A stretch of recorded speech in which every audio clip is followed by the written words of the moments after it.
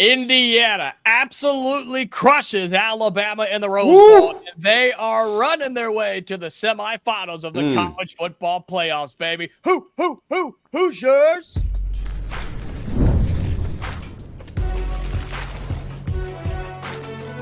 You are Locked On College Crossover, part of the Locked On Podcast Network.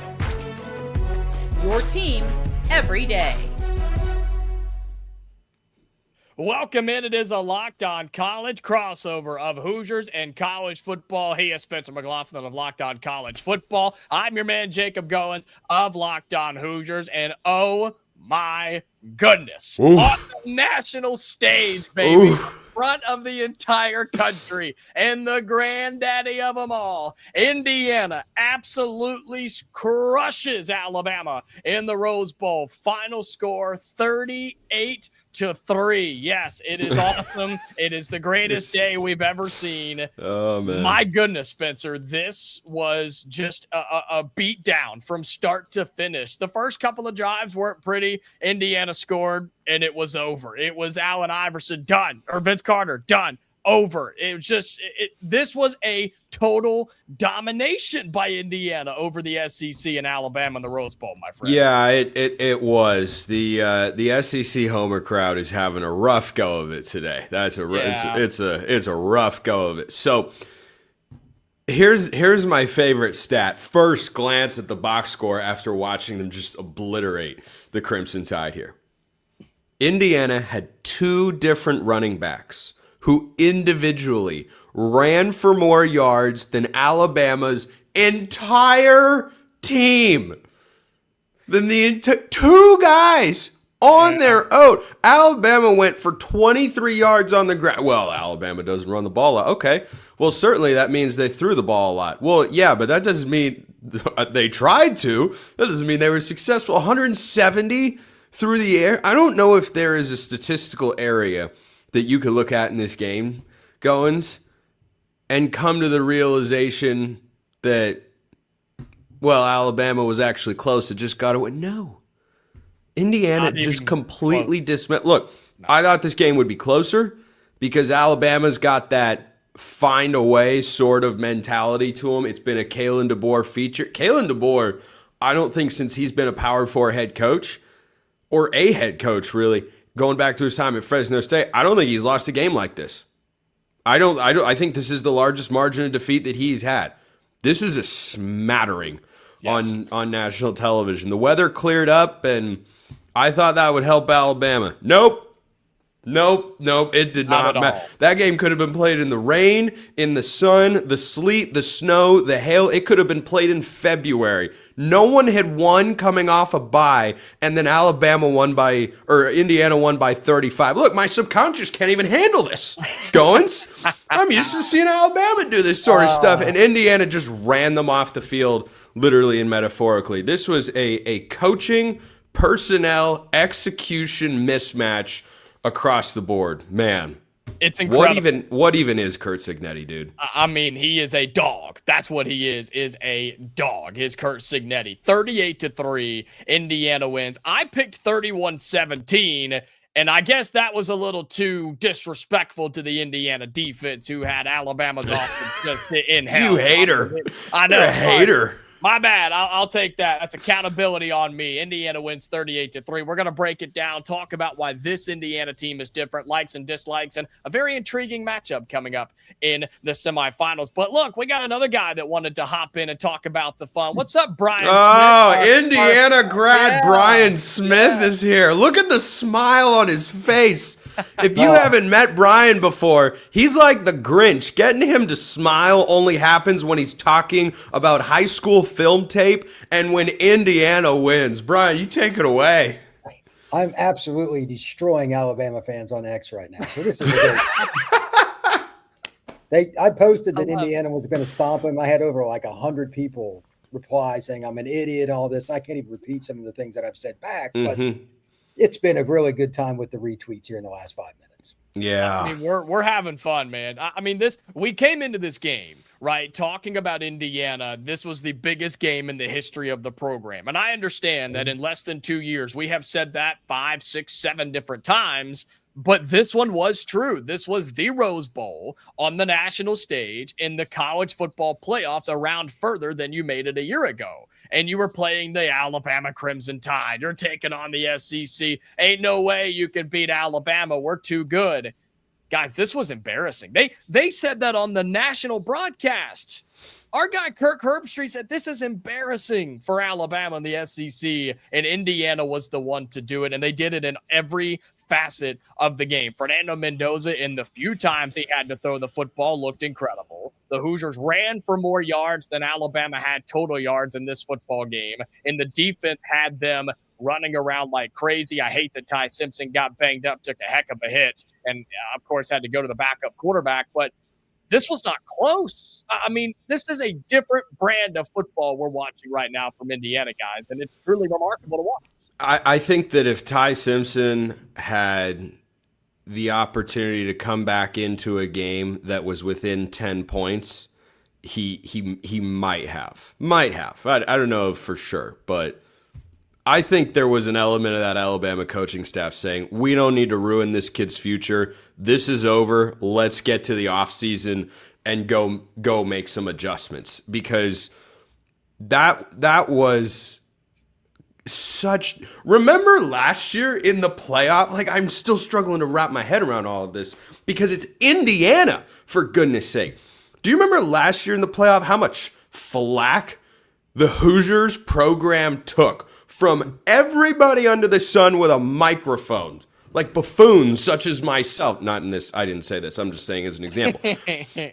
For losing by blowout fashion to Notre Dame. This was infinitely worse than that. Are we going to talk about how Alabama's a bunch of frauds that they shouldn't have been? No, I'm not going to do that. I'm just going to give Indiana their flowers and say Curt Cignetti might be the best coach I've ever seen. Oh, wow. I didn't Brian? think it was going to go to that. I don't think you can say anything higher than that, but I'll let you try. I'll still give it to Saban. He's got 7 rings, but at the same time, he's Nick Saban's disciple, and he reminds me a lot of him in his style of play and how they physically beat up on you. By the way, with a handful of 4-star, yeah, that's a really good look. Can you raise one eyebrow and not the other? No, I mean, there it is. There it is. That's pretty good. That is pretty good. That looks like Emmanuel yesterday when he was talking to me about you. But anyway, it's a really impressive staff. I mean, everything they did, they just outcoached them. The execution was on a whole nother level. By the way, the ESPN vertical shots, like the line play, they're moving 300-pounders out of the way like nothing. Yeah. And it started in the run game on that second drop. I think people overlook Indiana was a finalist for the Joe Moore Award. All 3 finalists were in the college football, were in the Big Ten. By the way, 2 were in the college football playoff. And Iowa won. I understand that, and they're really good. But boy, that looked like the best offensive line in college football to me. Yeah, there were a couple of times when Mendoza dropped back that Bama brought pressure and got home, and he was kind of scrambling around. How about Mendoza's legs? I tried to tell people about it, and people didn't want to talk about it. He looks goofy when he runs. They called him a baby giraffe. Yeah, that's what I was going to bring up. But baby giraffe comment. Hey, my man got it done. It's not pretty. He got it done. That's all that matters. And Indiana just totally handles this game. Mendoza had 16 rushing yards. I'm not sure what the sack yardage was on that, but I mean, Indiana just had a game plan. They executed. The first round bye stuff is now gone, thankfully, to Indiana. And I do think that that's a legitimate thing. They were 0-6 coming into that game. Yeah. And Indiana may be an outlier here, but the Hoosiers showed, because of the staff, the players, and the standard that's in Bloomington, you could take a year off and they could show up and play like they did today, guys. Yeah, I agree. And look, I'm just coming back to Curt Cignetti over and over again in my head, because just over the course of this season, look at the way that they have leveled up. Okay, beating Illinois in the manner in which you did, that was impressive. Illinois, good team, not a great team, but a good football team, and just utter domination. And then on game day at Autzen, where Dan Lanning had lost one other time in his first season as a head coach, you go in there and win. All of a sudden, it's, hey, Indiana #1 team. Hey, they could be. They certainly could. And they just kept building. And then they go to the Big Ten championship game. And this is the biggest game, and boom. And to your point, Jacob, it kept coming up because it kept being the case. Indiana kept playing the biggest game in the history of its program, and it just keeps winning them. And this has been one season. This hasn't been over the course of 3 or 4 years. This has been 1 year. I don't know who else to compare Curt Cignetti to. I don't think you could say Saban, because Alabama won before Saban was there. Indiana's never won anything, ever. And now they're the best team in the country. Brian, you're the longtime IU grad here, guy that has talked and watched Indiana football for quite some time. He just called you old, Brian. It's not true. I didn't. He embraces it. That's too bad. There's nothing you can do about that, Spencer. Yeah, now I'm dead in the water. Brian, you've watched this for a long time for Indiana football. That's been horrible. How do you feel, and kind of speak for the generation of yourself that has watched Indiana football not be good for so long, to watch a game like this today? It's so dominant today. My dad, who is scared to text somebody because he can't do it right, texted me in the first quarter. That's how dominant it was. That was it. They should have called the game right there. They should have known. Indiana, the first year I really started watching football was 1984, and Indiana was 0-11. 0-11. A goose egg. Yikes. I mean, it's That's just epic. Yeah, Indiana just had no ability to recruit top talent. Their coaching was okay. Had a few great players like Anthony Thompson, Dunbar, a few other guys, but just didn't have good teams. To see what they're doing right now, ironically, it's just true, is very Alabama-esque. That's just so ironic because the opponent today, and I'm not trying to poke at Alabama because that is the softest Alabama team that I've seen since before Saban was there. Yeah. That is 2006 Alabama right there, with multiple NFL offensive linemen going to the draft. And their rushing total for the game, 23 yards per carry, 23 yards. You stink. Indiana just slammed them in the face. They curb stomped them. Absolutely curb stomped them. And by the way, I'm going to continue to tweet while we do this because I'm having too much fun.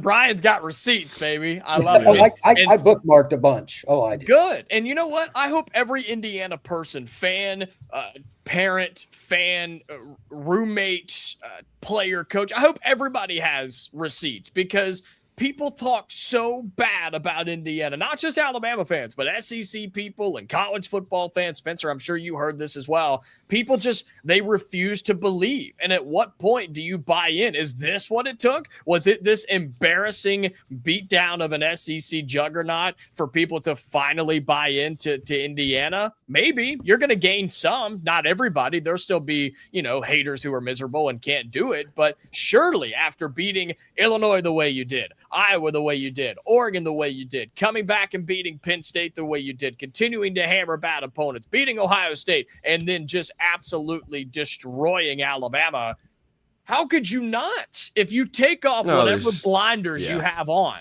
it's impossible not to believe in this. I bet there are fans in West Lafayette that could find a way to not believe. Goins, I bet there are some that could find a way, but I don't think there is anything left for Indiana to prove, as crazy as this is, except to win the national championship.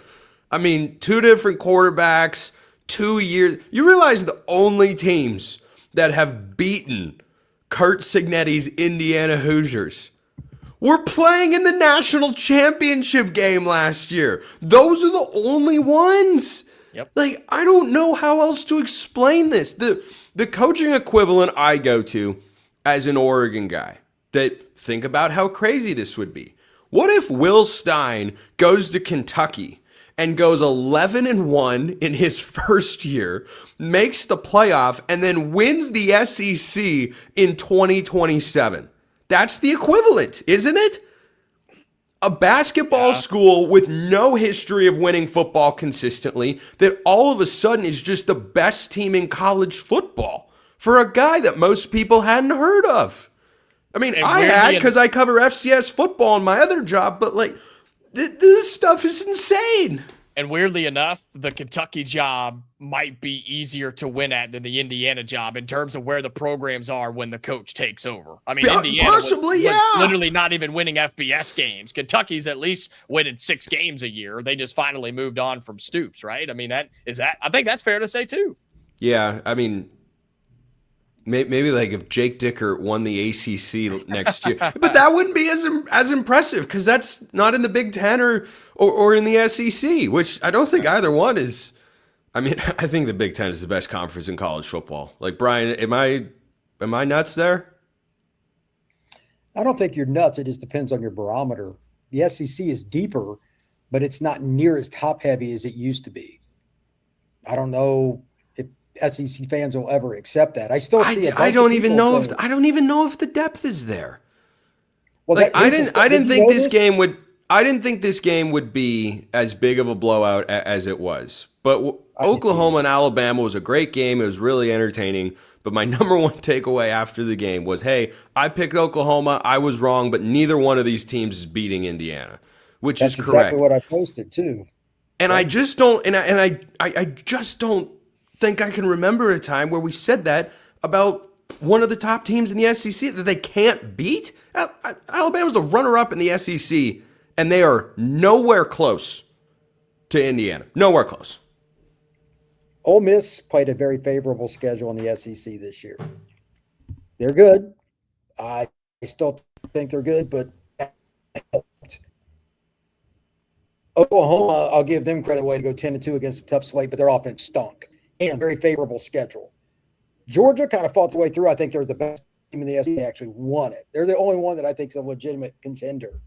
Tennessee didn't even beat a team with a winning record. Florida's terrible.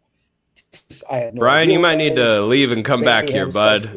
You're a little bugging and blurry right now. You might need to exit stage left and then re-enter stage right. We'll see if he can pull it off. Hold on. Let's see if he can pull it off down there. Well, this seems like a good time to pay our bills and do what we're supposed to do and talk about our wonderful sponsors. I was going to ask you that like 5 minutes ago. Like, are we taking a break? Yeah, we probably should. We should probably take a break. Let's do that. We'll come back. We'll do likes and dislikes for folks who come in and talk on Locked On Hoosiers. You know how that rolls. Plus, we do get to talk about a intriguing matchup in the semifinals, plus the portal and recruiting with our man Brian. All that coming up on this Locked On crossover as Indiana takes down Alabama. All right, this Locked On crossover is brought to you by FanDuel. And Fridays feel different. That's tomorrow because basketball season is here, which I know it's crazy that we're talking basketball during this amazing football time. But FanDuel is making them even better Friday nights before the games tip off. FanDuel gives fans a new way to kick off the weekend with NBA Happy Hour. NBA Happy Hour is your official pregame for a limited time window where special offers drop right inside the FanDuel app before the action starts. Now, we can talk basketball, but I do think it's appropriate to talk a little football here, Spencer, with our folks at FanDuel because Indiana was a 7-point favorite. I said they were going to win by 10 plus. Oh, it closed to 7.5. Didn't matter. No. Were they favored by 35? Because that was the accurate line. And how? Yeah, well, I've seen a line this year at 34.5. I don't think I've seen 35.5, but 34.5 I've seen, and Indiana covered. Yes, by like 4 times they covered. Yeah. They covered a lot. And so now I want to look because we are going to talk about Indiana and Oregon. Ooh, I know where you're going with this. Early spreads, according to our friends at FanDuel. Spencer, would you like to guess? Early spreads without cheating, Indiana, Oregon in the semifinals. Indiana minus 4.5.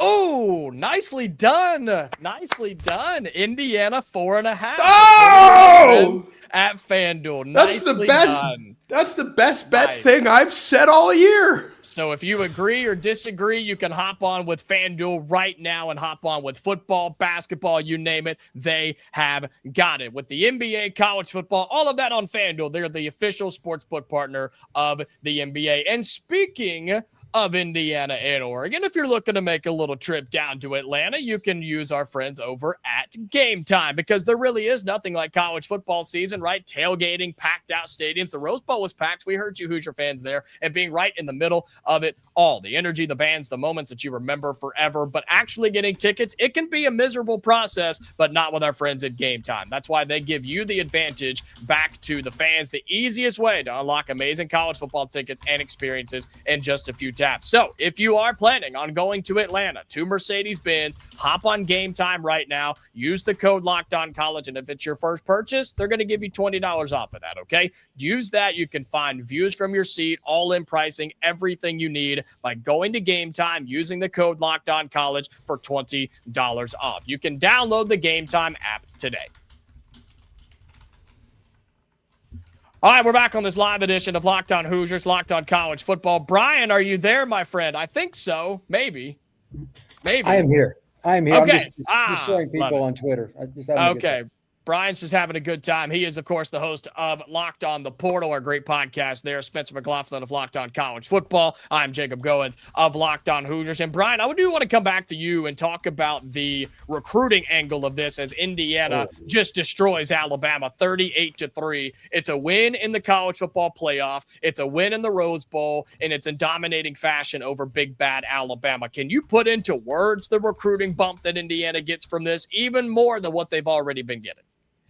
This will be one of the biggest jumps in the history of college football recruiting from one year to the next. Like Indiana has, like, I'm a grad and I'm familiar with the school and all that.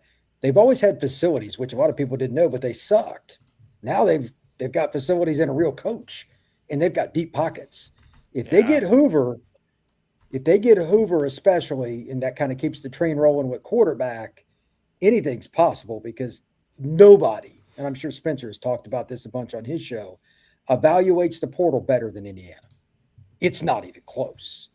Like, you can even take out the James Madison kids if you want. They knew about that. That was free, low-hanging fruit. Okay. But what about all the other guys? Toledo, MAC kids, FCS kids. I said a few times going through the list, I literally said to myself, who the hell is that? And the guy would end up playing, like literally. Yeah. And they're making plays. So hopefully they can turn that into better recruiting out of the high school ranks, because you're only going to hit on the portal so often, no matter what, especially like it's been insane. But they've got to continue just inch their way up with that. And if you keep hitting a quarterback at the portal, you could be a contender again next year. And obviously Mendoza is going to turn pro after this year, in case anybody's wondering. Like, that's lock, stock, We don't know. Oh, yes. Yeah, okay. Okay, I want one of your classic. Yeah, there it is. Okay, that's good enough. Yeah. Keep dreaming there. Keep dreaming there. Go see. Yeah. Dante Moore was very smart today. Won the game, but did not elevate his NFL draft stock in the same way. That's four-dimensional chess. Maybe that's what Dan Lanning was doing all along. He didn't want the offense to shine because he doesn't want Dante to leave. He wants him to come back for 26. To your point on the portal, Brian, they brought in 23 transfers this year. Hey, Goins, you're the Hoosiers guy. Why don't you tell me if any of these guys, I'll just pick a few out at complete and total random here if any of them worked out. Fernando Mendoza. Who? That went pretty well. Let's see. Pat Coogan. Pat Pat Coogan. One of the best players in America. Yeah, that one. Yeah. What about is it Kellen Wyatt? Kellen Wyatt. Yeah. Stephen Daly.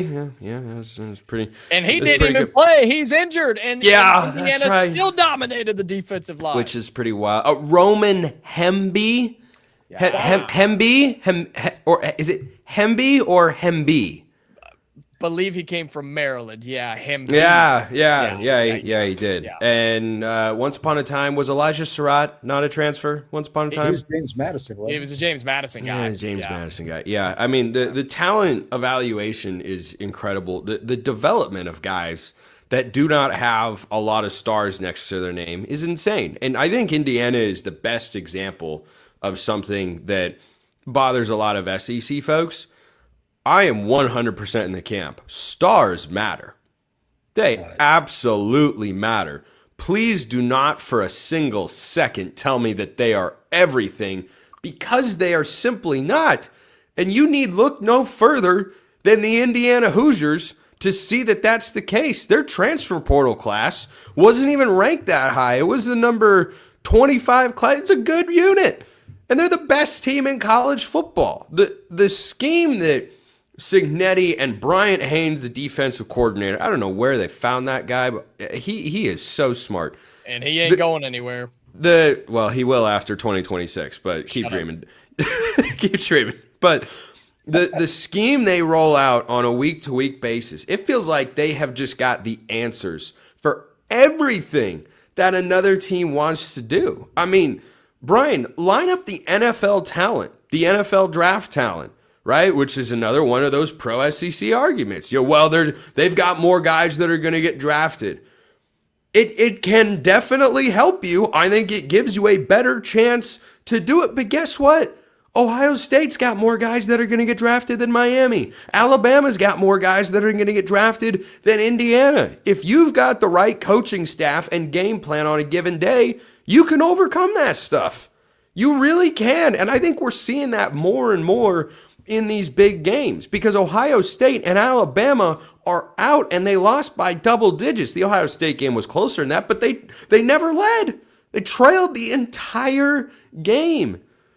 Yeah. So I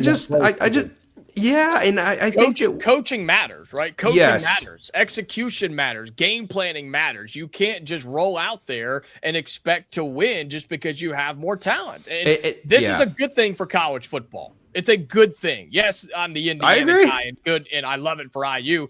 This is a good thing, a good sign for college football, that it can be fixed, that it's not just pay to win, right? I talk about pay to compete. You can pay and have the best roster. It doesn't mean you're going to win football games. Look at, like you said, Ohio State, Alabama, these teams who are now out. You still have to do things the right way. And I also want to speak on something, too, that I think I know was shoved down my throat from Alabama people leading into this game was that, well, Alabama's been there before. It's big stage. Alabama's won big games all the time. They're not scared. They're not worried. They'll win this. It's Alabama. And I said, guess what? That's a completely different era of Alabama football. That's a completely different era of college football. And they were like, well, Indiana's never been there. They're not going to know what to do. It's like, it's a completely different team. It was one of the dumbest arguments I've heard. And I said, we'll see. And you saw it today. This was a completely different era of football played on the first day of 2026 than what we saw in 2012 with Alabama steamrolling people. there's a play that's a microcosm of what you're talking about, Goins. First half, 4th and 1. Incredible work by the broadcast crew. Yeah. Because they run the punt. Ty Simpson's on the field. They're trying to draw him offside. Cut to Curt Cignetti. Just unimpressed with the whole thing. And then his defense makes a stop. And Herbstreit, as he often does, broke down that 4th and 1 play very well. Every single one of those guys is so well coached and they know their assignments so well. And they see Bernard come in motion and they know Bama loves to go to the perimeter in these sorts of spots. And they just they just hold, shed, go make a play. It's just such perfect teach tape for every position. It's not one group. Like, what's the dominant unit for Indiana? I guess the offensive line a little bit, but I just feel like it's any group can carry Indiana through stretches of the game. Yeah. Brian? Like watching Indiana just run generic gap plays and outside zone and stuff like split zone, just generic. And then Alabama couldn't do anything to run the ball. The difference was like, I cover a high school more than anything else. It reminds me of one of the games where I go watch St. Thomas Aquinas or IMG or something. And I know going to the game, it's not really a game. I'm there to scout because it's going to be an annihilation. But it was Bama being annihilated. I've never covered that in my entire life. When was the last time Bama got beat by 30? We need to look at, like, seriously, by 30. It would have been the 2018 national championship. Trevor Lawrence gave them what I called the Bama beatdown, because I'd never seen Alabama lose like that. That game was 44-16, the final. This was a larger margin of defeat than that, and Alabama scored a touchdown in that game, and they didn't do that. in this one. I would think that's the last time they lost a game by around 30 points. Yeah, before that, it's probably pre-Nick. I would imagine that's 2006. Oh yeah, I'm sure. Yeah. So, by the way, for anybody that really needs a little extra entertainment, head over to your favorite Alabama message board. Just saying. So, Brian is having a great time. Yeah, Brian is having a fantastic time.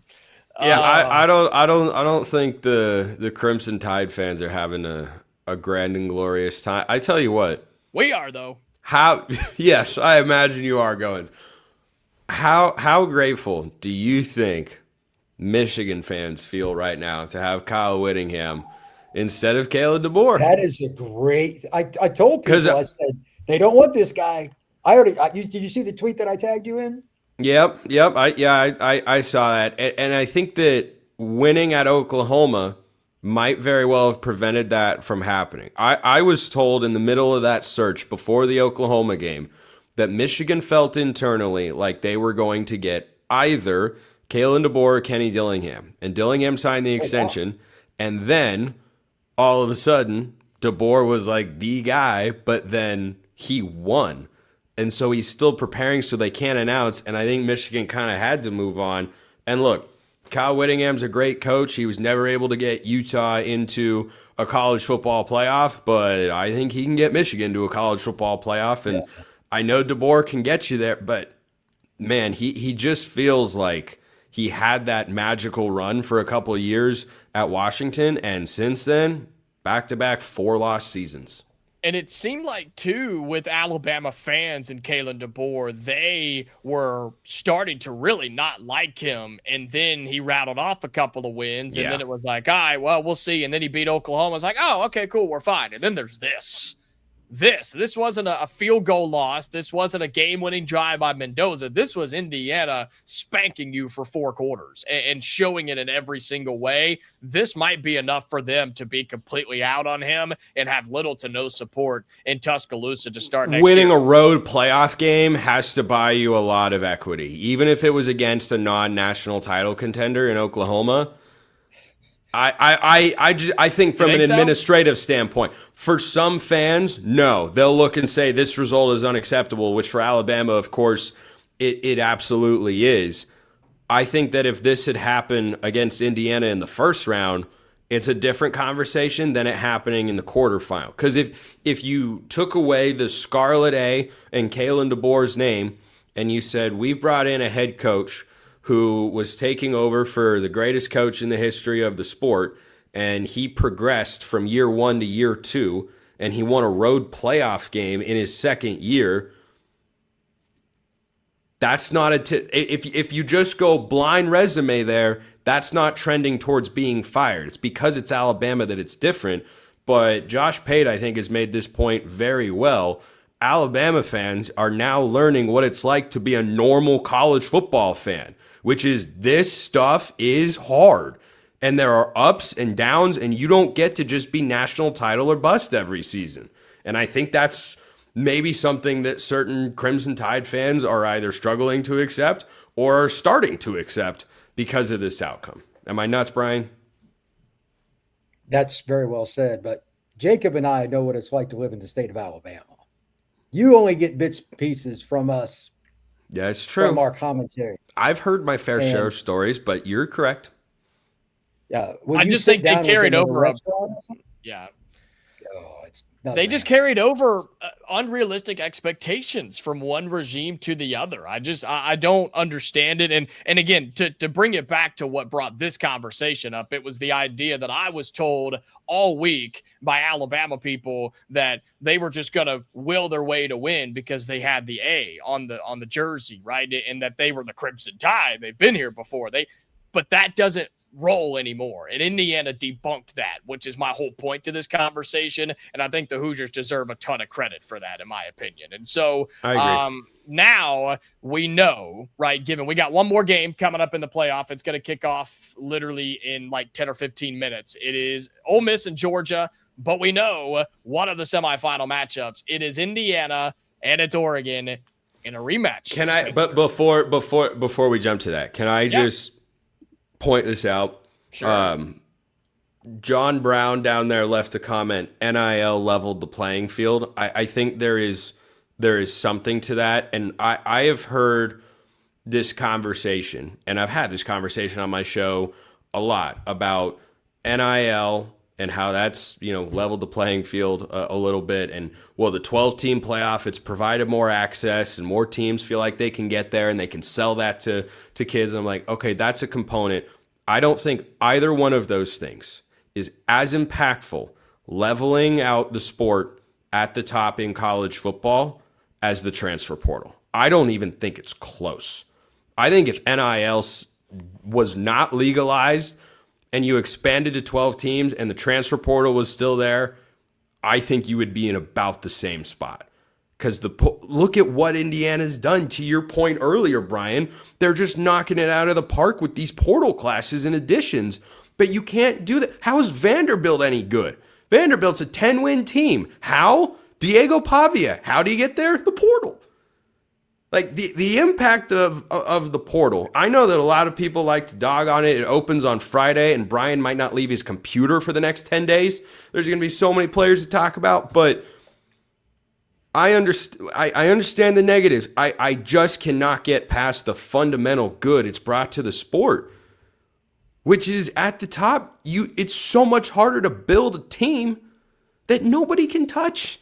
The SEC champion last year in the playoff, manhandled by Notre Dame. The SEC runner-up just got manhandled by Indiana. That didn't happen before. And you can't build super teams anymore. You can't build them. Exactly. We don't have the depth that those teams had. And other teams can find players from other schools that wouldn't otherwise be there who can help them, who get overlooked. I mean, look at a guy like Cam Ward. Cam Ward was, Brian, refresh my memory here. How many stars did Cam Ward have next to his name coming out of high school? 0. He had 0 stars, and he almost led Miami to the playoff last year. And yes, to the point of the comment that you just had up on the screen, yes, NIL plays a part in the portal. I get that. Like this, I think. Yes, they certainly can. There was also a report when Dylan Thieneman transferred to Oregon in the offseason that he had bigger NIL offers from SEC schools. I didn't report this. This was somebody else who was confident in the reporting, so make of that what you will. But he said that Thieneman had bigger offers but wanted to go to Oregon. And certainly, I can assure you, Dylan Thieneman's well compensated to be the starting safety for the Ducks, without question. But anyway, end of rant. We can talk about the Oregon angle now. But your point being that Indiana is now good and relevant and dominating because of the new factors of college football. So yes, Indiana has to agree. They have to. Indiana and Vanderbilt are good, are legitimately good teams. They have won 24 games in this season, the two of them combined.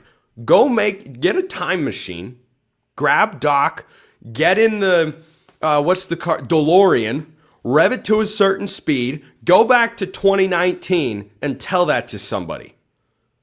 Indiana and Vanderbilt going to win 24 games in a conference championship combined in the same season. It would have felt impossible, and here we are.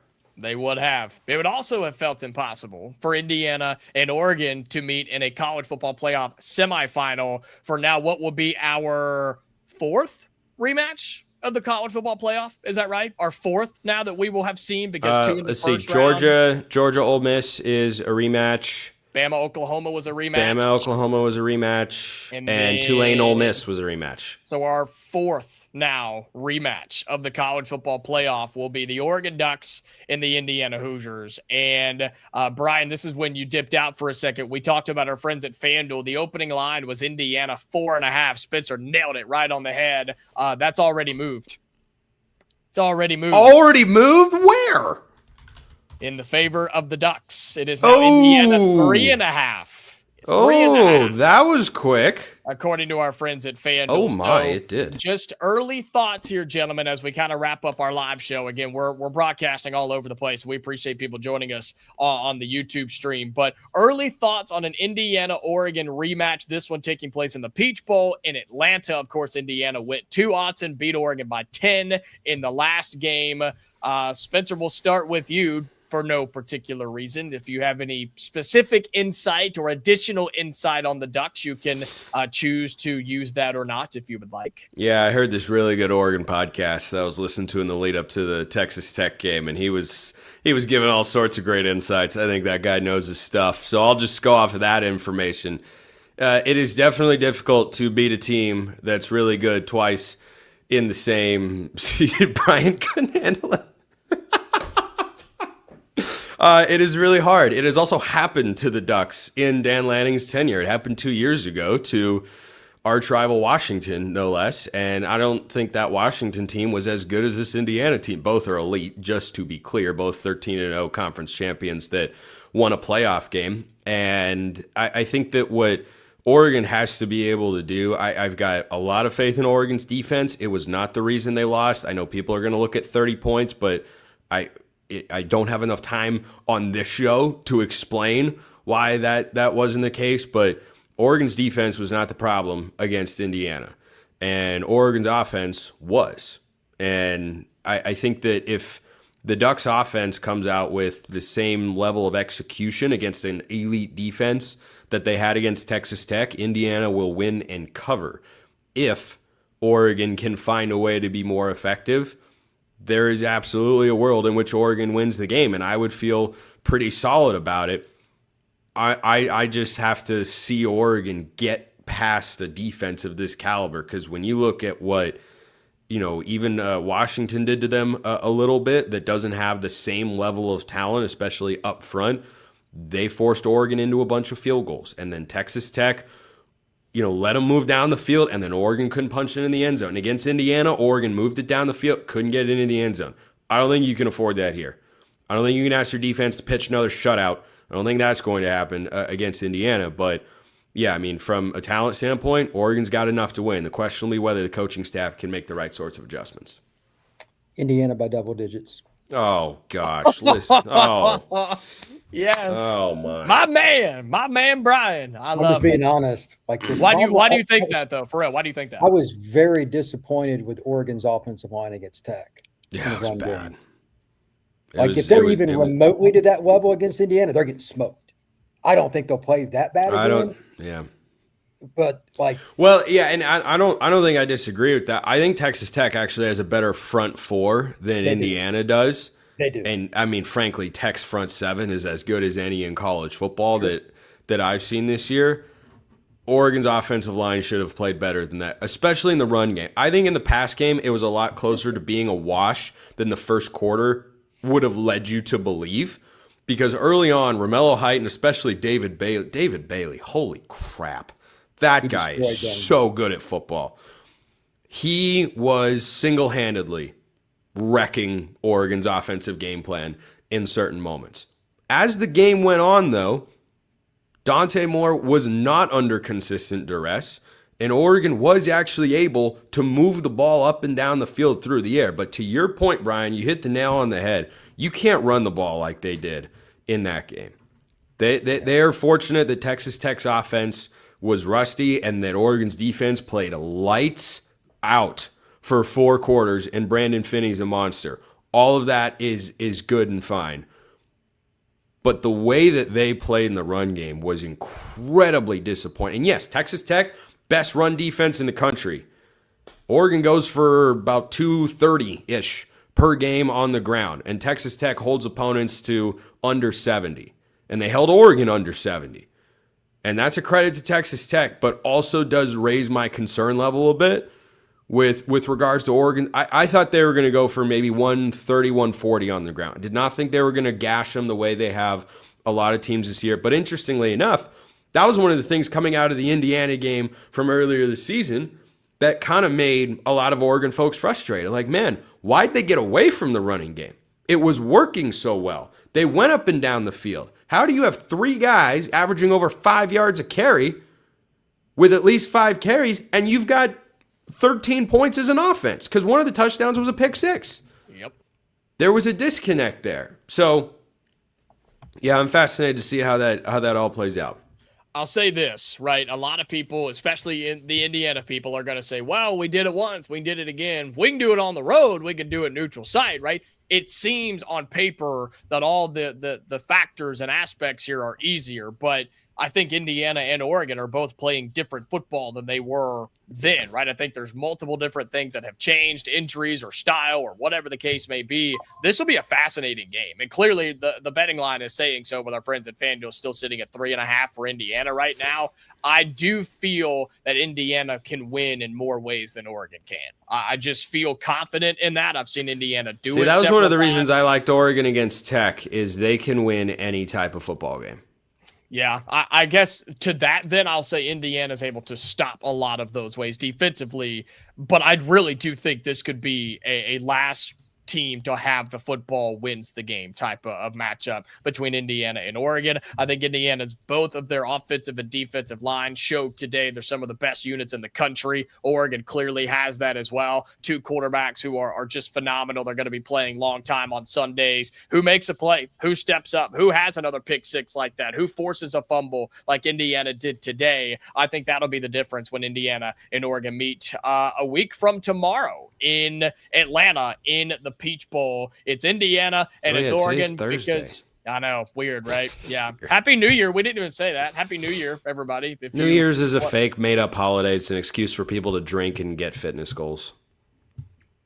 I mean, it's a new year. It is. If you want to have fitness goals, you shouldn't need it. You shouldn't need the freaking date changing in order to do that. Like, just start going to the gym.